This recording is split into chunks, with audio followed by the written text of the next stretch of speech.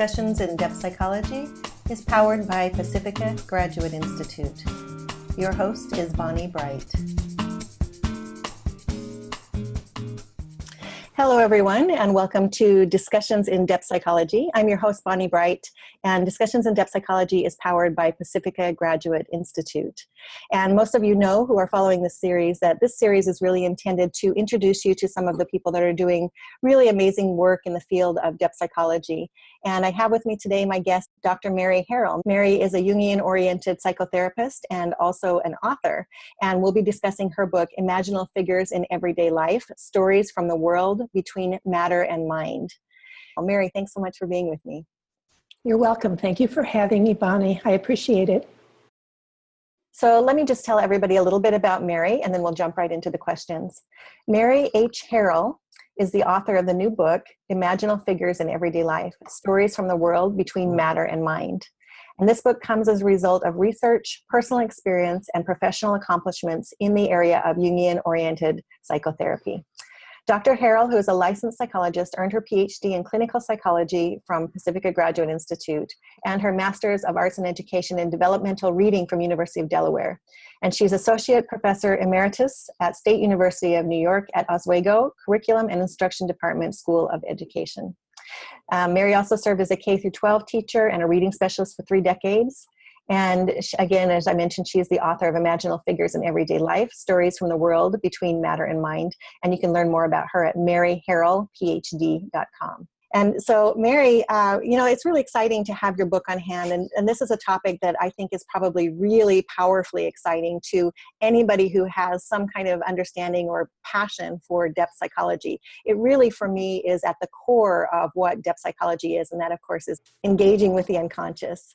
Mm-hmm. And so I wonder if you'll just start by talking about something that you refer to in the book. And this is a really core idea for me, but it has not always been a core idea for me. Before I knew anything about depth psychology, this might have spoken to me, but it wasn't necessarily something that I really thought about. And that is the idea that in the book you refer to the image-making capacity of soul. Mm-hmm. So can you launch us and talk a little bit about what you mean when you say that? Okay. Yeah, that brings a smile to my face because soul, which all of us in depth psychology, we appreciate soul. We know that a big piece of soul is in the unconscious realm, but the language of soul is symbol, and symbol shows itself in image. So we will see dream images. We all know the images that we hold dear from fairy tales and myth.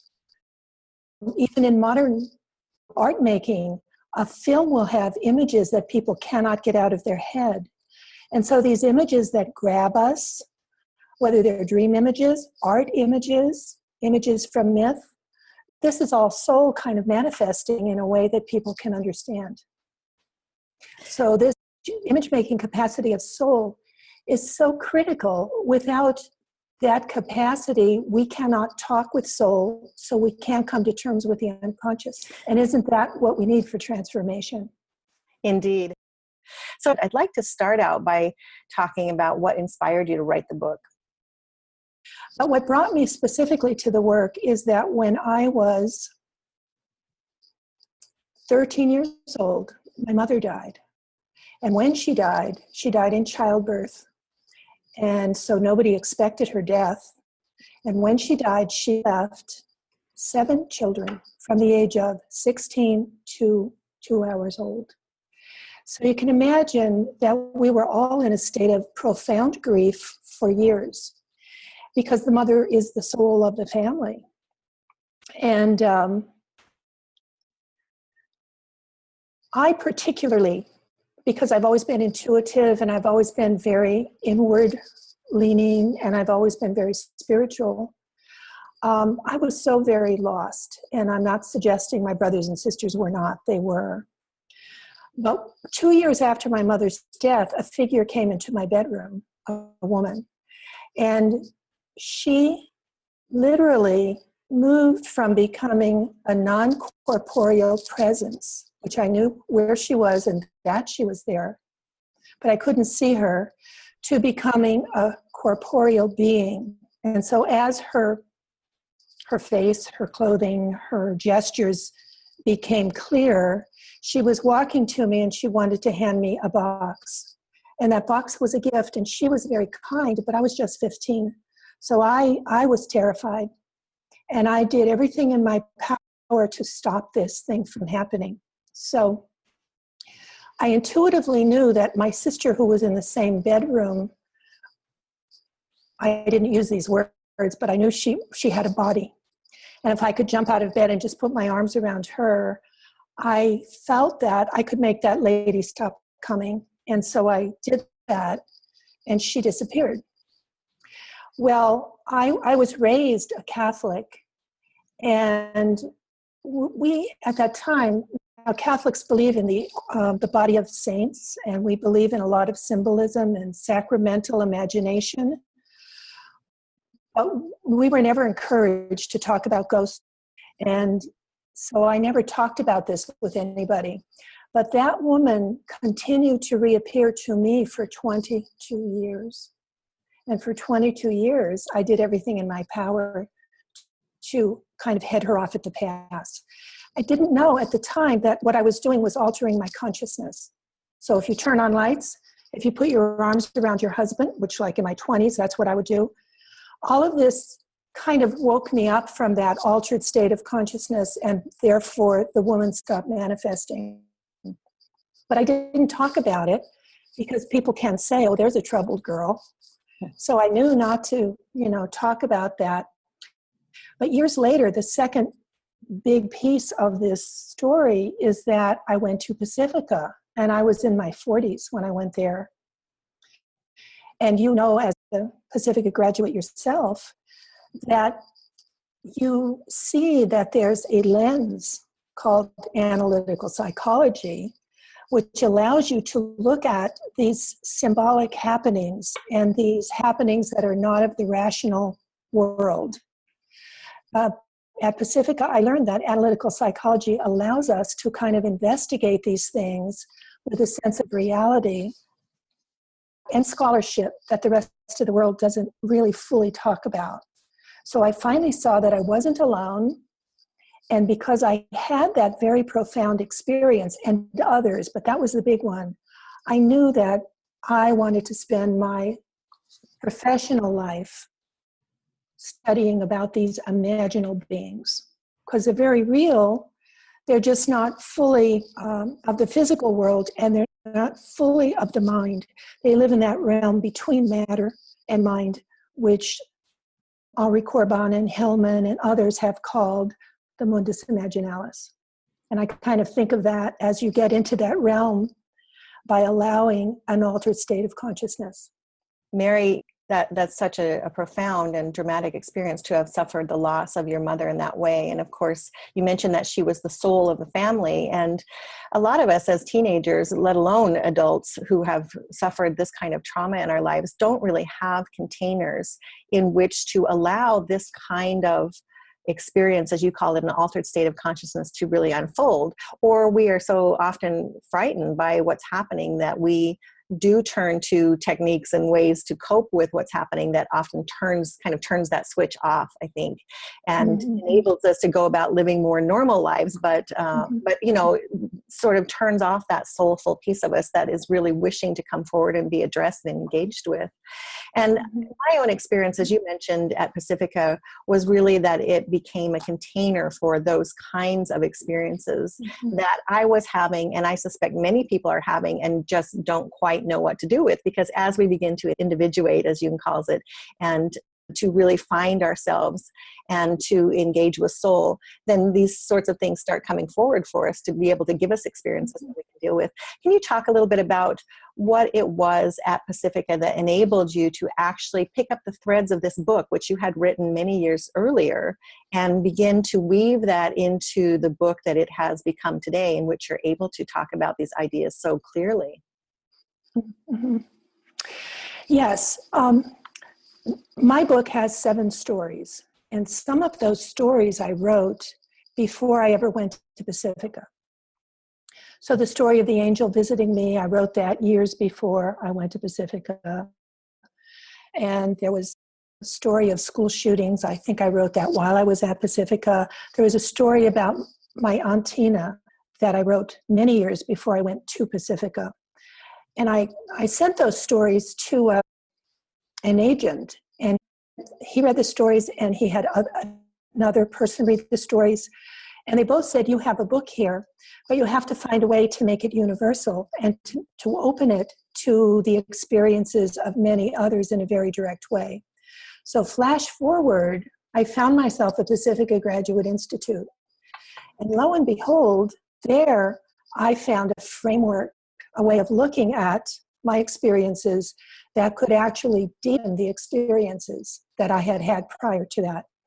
So, for instance, when that angel visited me for 22 years, I learned at Pacifica that there's this idea called an archetype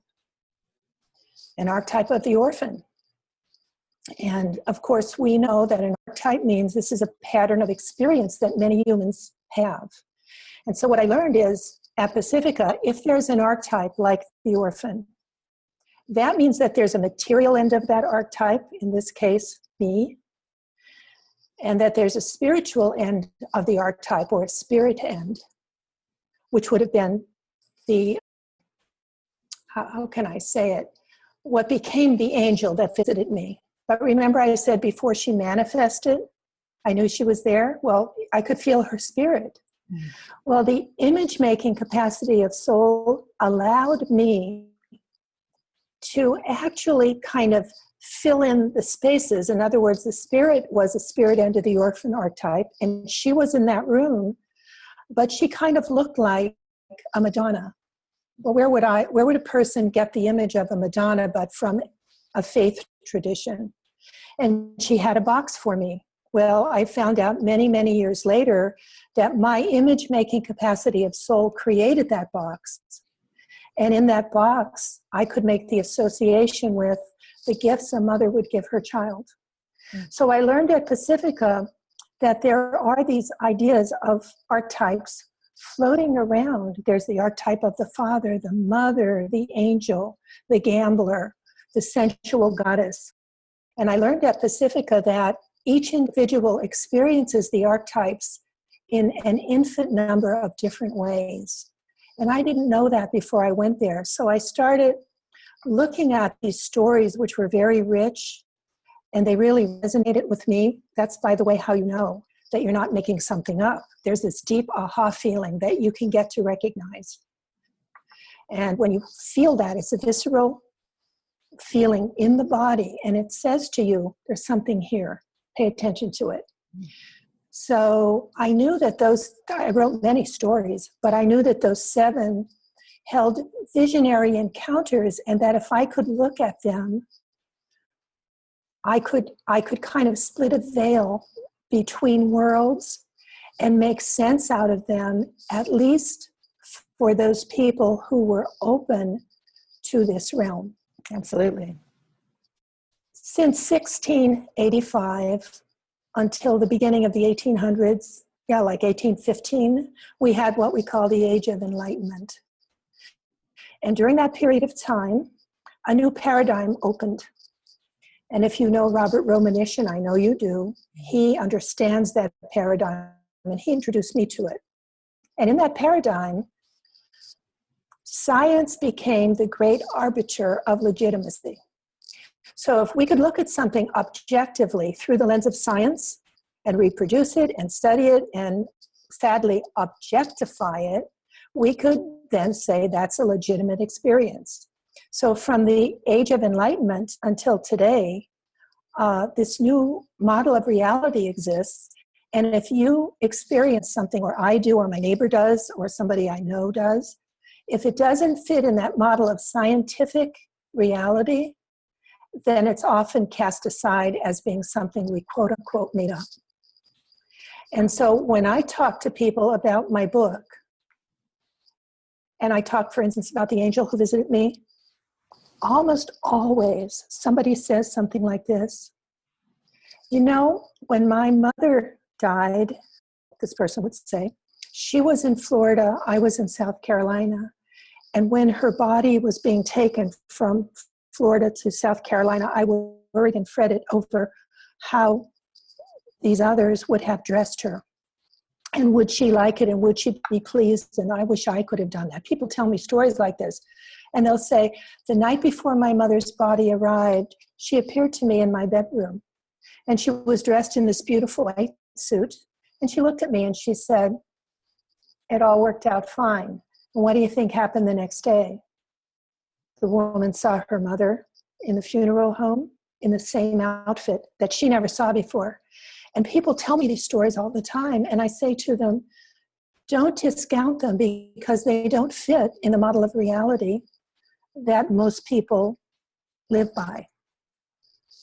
And I kind of say that to you too. If you're willing to say, my arbiter isn't science, but my arbiter is, did I experience it? So if you experience anything and you're functioning well, you're going to meetings, you're going to work, you're fulfilling your obligations, you're sleeping at night, then you're not crazy. You're not making it up. You're just experiencing something from a realm that lives somewhere on that cusp between conscious and unconscious living. And of course, that always comes from the unconscious, just like dreams do. Yeah, very true. And you're touching into something that, again, I just have this sort of thread that keeps coming back to me, or as I listen to you speak, is occurring to me very strongly, and that is that everybody has an inner life of some sort.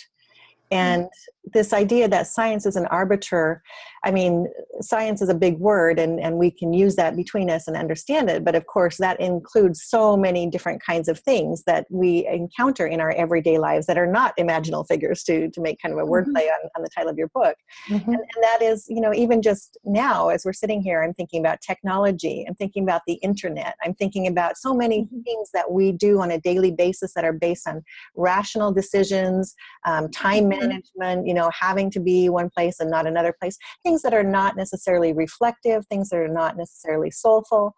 And yet, all of this is coming through, all of this soulful kind of experience is coming through for us all the time. It's just that often we, and maybe I should speak for myself, but we sort of tend to push that away or set it aside or say maybe later or not at all or whatever that is. And again, whether it's an experience of encountering a spirit of someone who has passed away, or whether it's simply ideas or thoughts or images that occur to us, or whether it's our dreams, like our nighttime dreams, as depth psychologists, we have sort of an obligation to pursue those things and to really dig into them and reflect on them and allow time for those, and to make it a daily practice of, in fact, engaging with those things.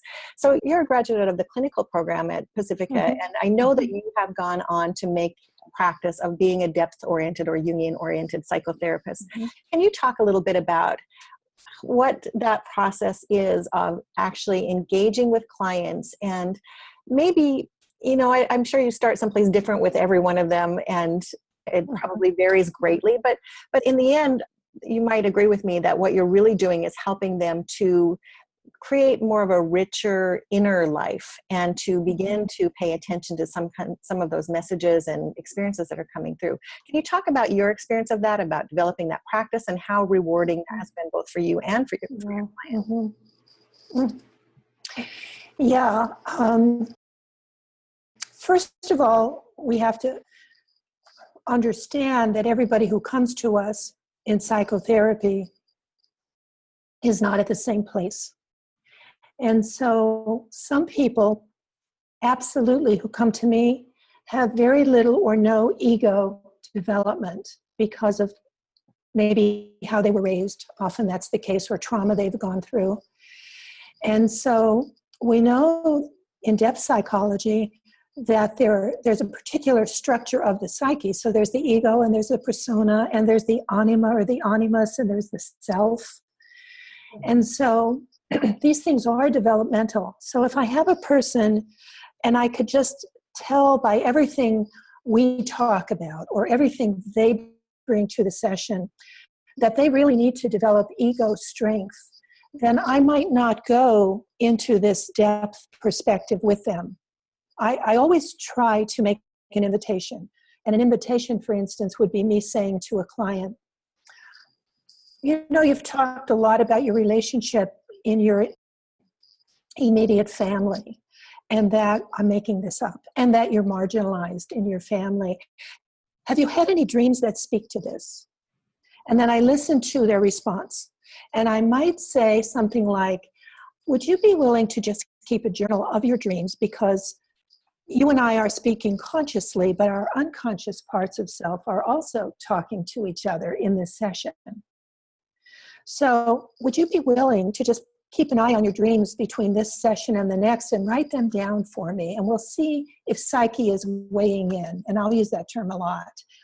So depending on what happens after I make those kinds of invitations, some people might be frightened to hear me go to the world of dreams, being very clear in their own mind that it's not a real place.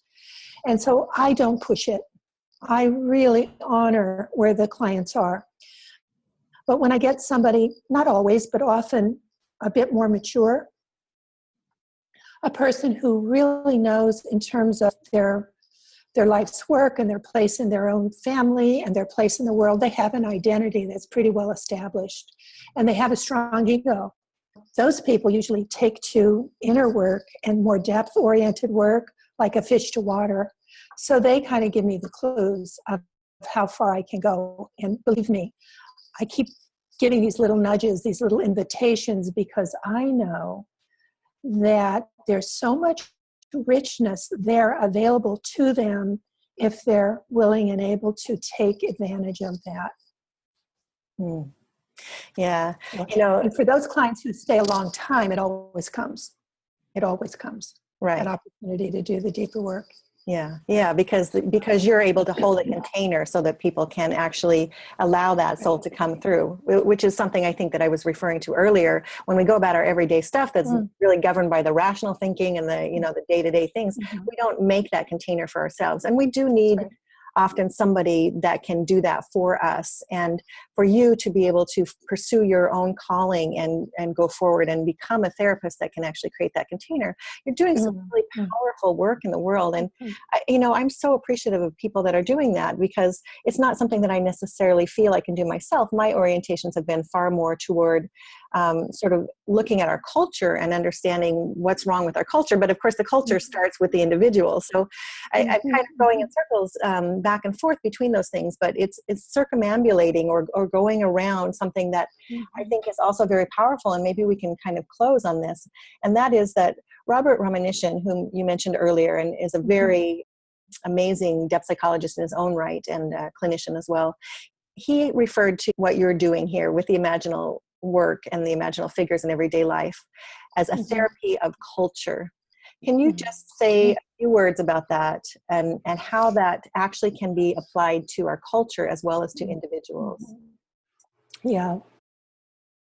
As a depth psychologist, I'm very aware that there's an individual psychology, which is very important, but there's a cultural psychology. As a teacher, I was a teacher for 30 years before I started practicing full-time.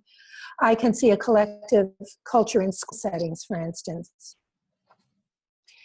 And you can't pay attention to your own individual integrity, development, liminal experiences, dreams, without also becoming open to those things as they manifest in the culture.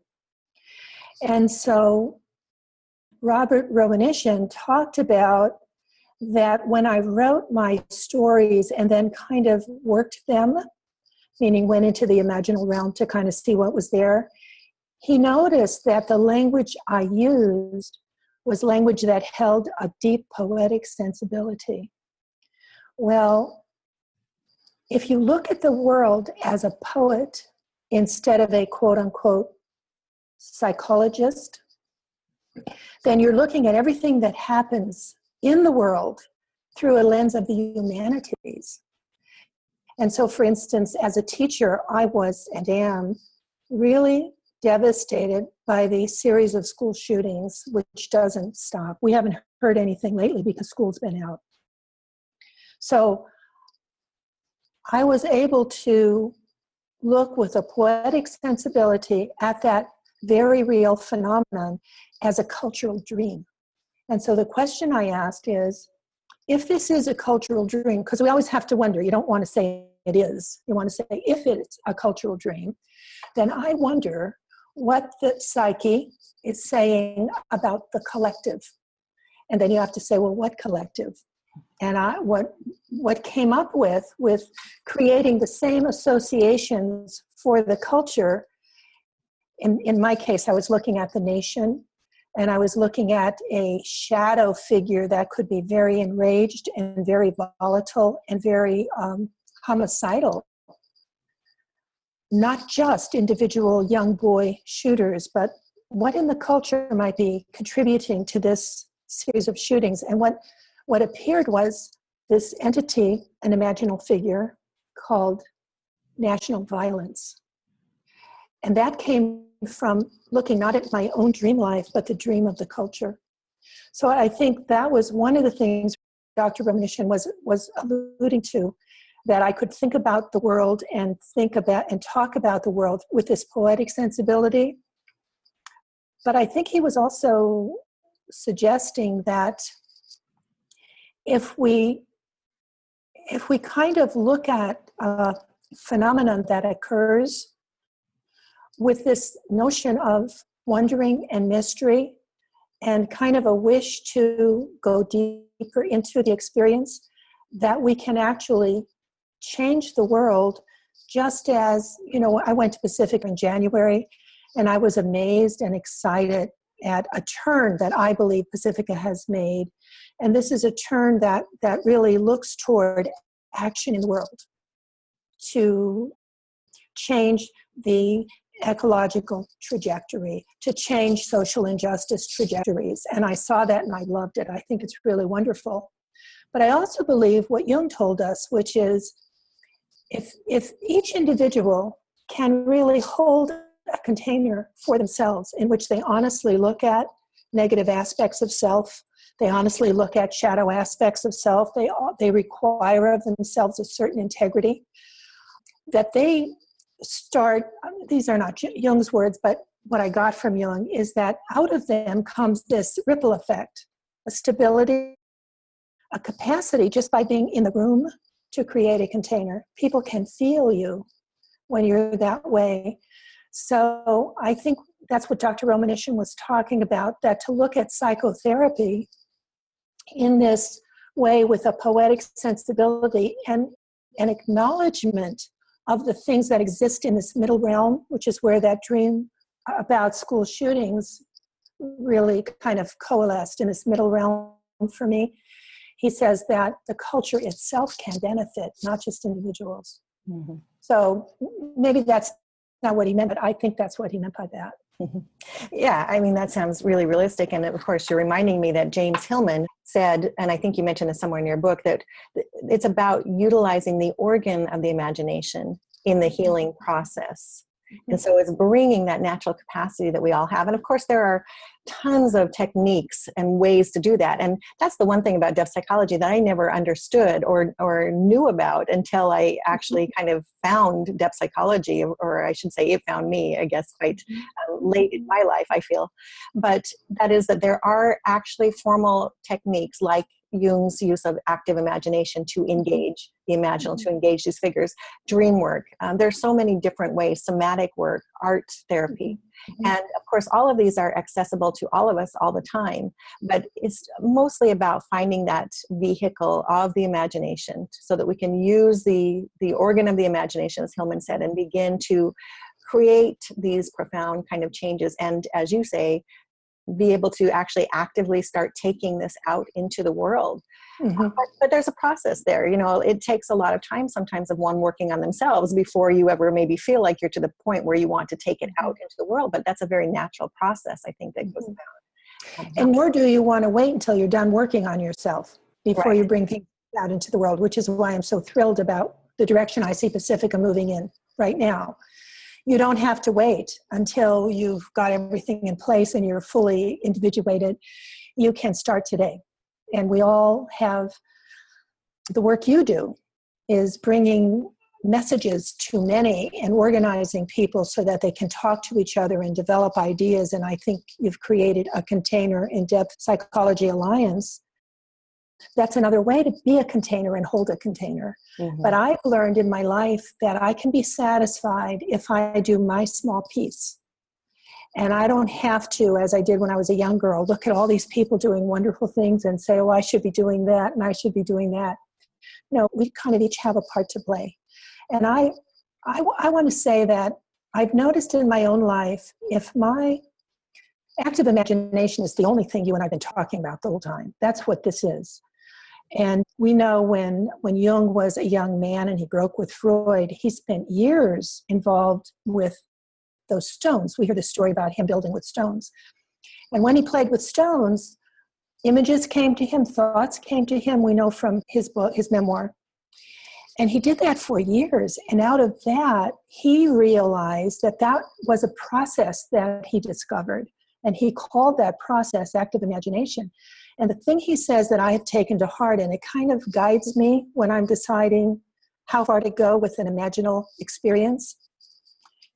He says, stay with the image, and it could take seconds or years, and look at that image with a self-reflective ego attitude until you come to terms with the unconscious. And that's what I do. And that's what I think we all do when we're moving toward, let's call it the light. You know, I'm just saying the light. I don't know how else to describe it, but getting to a place where there's more goodness in the world, where there's more community in the world, where there's more understanding in the world, or there's less social injustice in the world. And so I think that for me, I've learned that from Jung and Hillman, and then later Veronica Goodchild and Robert Romanishin, and I'm so grateful. They were wonderful.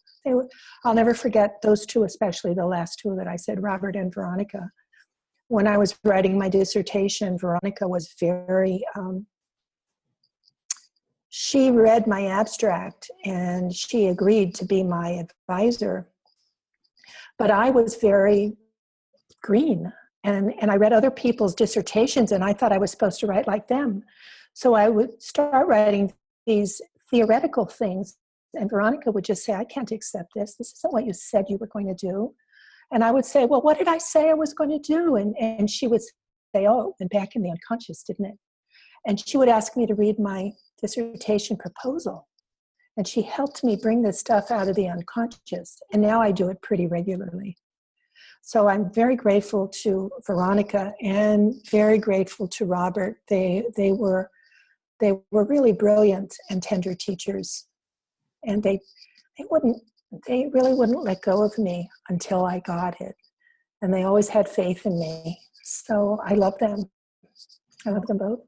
Yeah, I have a very similar experience. And of course, that's one thing that I really am grateful for my own Pacifica experience, is that just the amazing quality of people who are there and the access to some of these profound pioneers in the field. They're mm-hmm. doing really such wonderful work. Mm-hmm. So. You know, you did, just to finish, I mean, I'll just finish the thought if I can.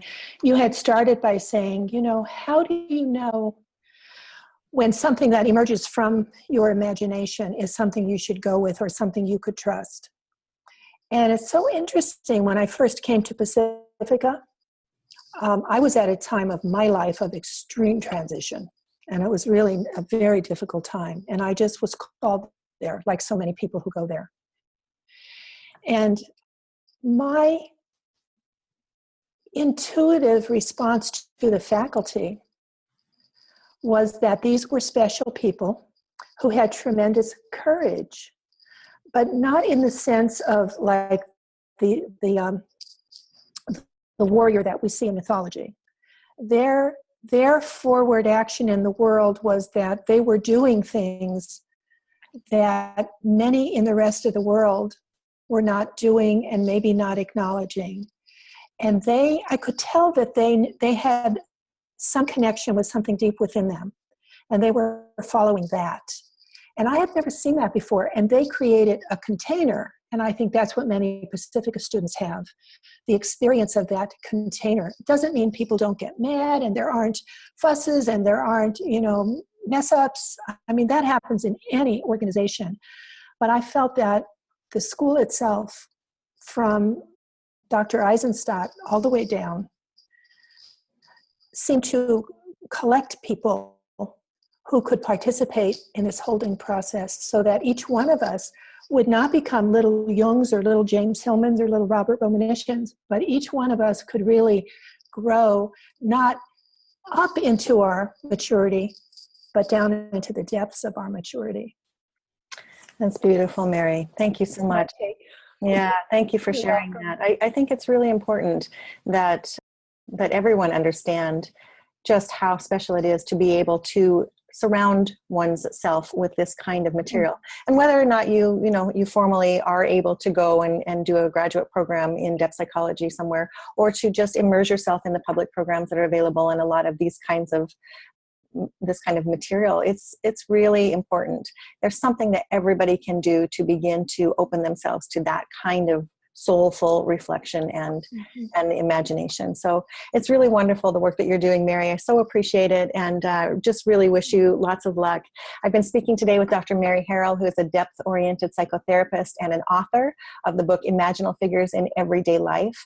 And you can learn more about Mary at her website, and that's Mary Harrell, spelled Harrell, maryharrellphd.com.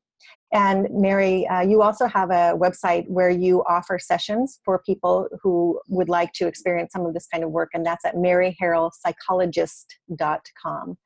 So Mary, thank you again so much for speaking with me today. Thank you so much for having me. I appreciate it.